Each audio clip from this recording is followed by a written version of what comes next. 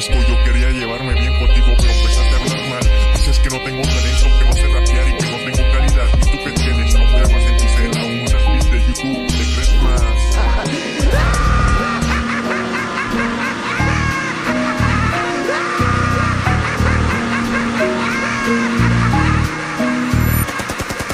Me daría vergüenza hablar de las pistas de YouTube cuando en ese momento también lo hiciste tú.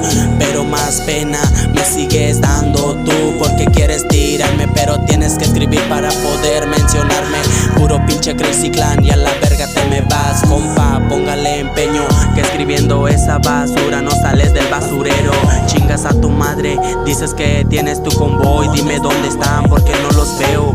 Dices que representas la SP, pero ¿dónde quedas? Porque en la calle nunca se te ve, nunca se te vio, nunca se te mirará.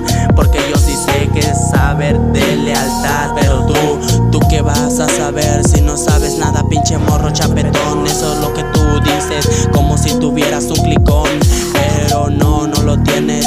Dime de dónde proviene tu rap, porque dices que solo hace rap con mucho flow. Claro que no, yo también te miré y también te observé.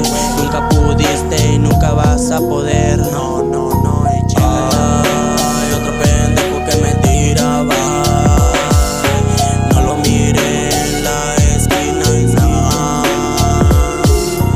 Bye, otro pendejo que me tiraba.